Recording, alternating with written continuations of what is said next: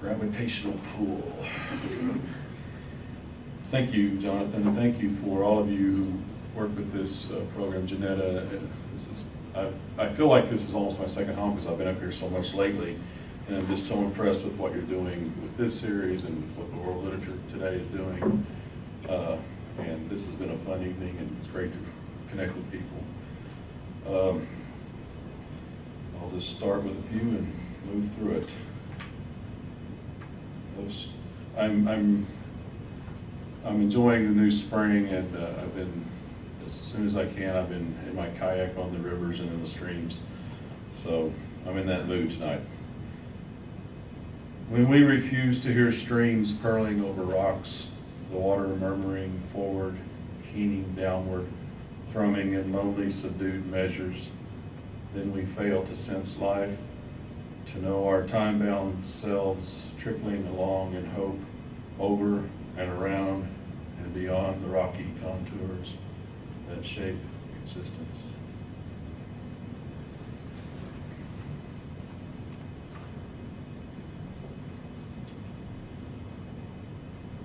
Blue River is a sacred spot to me and to many people who preceded me down near Tishomingo, south of here.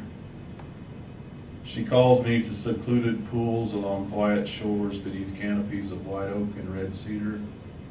My pace slows, thoughts diminish, sounds hush in this cloistered place.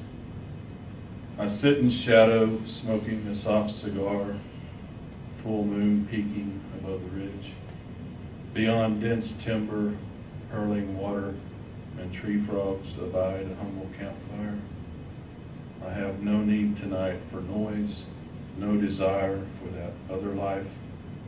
Only primal sounds matter, these ancient rituals, merging fire and water, earth and sky.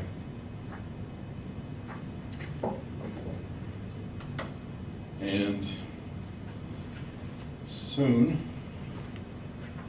the dogwoods will appear. Dogwood.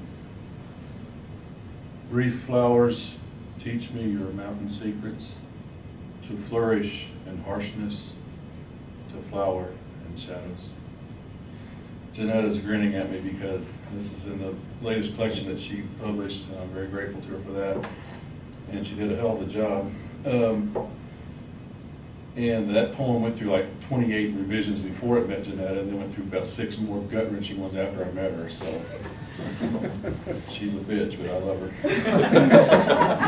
The thing started out like, 28 lines long, and now it's 6 lines. But you would all admit it's much better now, right, Janetta? I claim West Oklahoma and North Arkansas as my homes. Don't ask me why now, I don't have time, but I claim those 2 places where I had the fortune of growing up. So I'd like to read a couple of Red Dirt poems just for the fun of it. This one is called Red Dirt and Turquoise. She says how much she likes red dirt. You have to hear her say it, the sibilating way she talks, longing, imploring the mysteries of red dirt. This land is good for graves. Spirits hovering beyond grassy prairies sing about red dirt, a song she's been hearing for some time now. She wears turquoise to balance the red dirt. They come from the same core. Her rings, her smile, her loud, honest responses, honest like the soil of our assumption. This next one I call Hands. I met this lady in 1982 at a rest home, and it's rather biographical. The poem basically replays almost exactly what happened. I'm fascinated by these tough old ladies of the prairie. My grandma was 90. I just came from her birthday in January, and there was this gal running around who was 102. I swear I thought she was, 73, more energy than I have. This is a story about another lady I met back in 82, Hands. She tells her story in hesitant phrases, eyes drooping to consider. I noticed her hands, bigger than mine. She rubs them like she speaks, their knobby appearance braced for the telling, antique scars unhidden. Her new young man married her, planted wheat, then died before harvest.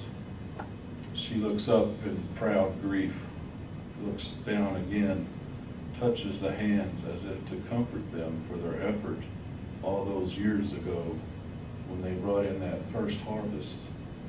By my own hands, she explains, and planted and harvested every season since for 40 years, just like you'd want me to.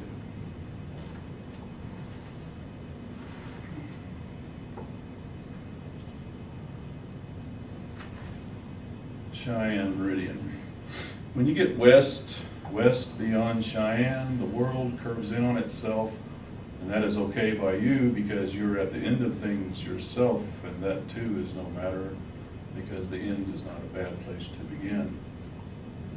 I can't think of any place better to be than here at the meridian of time and space, earth and sky. If you drive long enough, if you walk prairie dust, sometimes you can't really tell difference, this mystical meeting between the imagined and the known.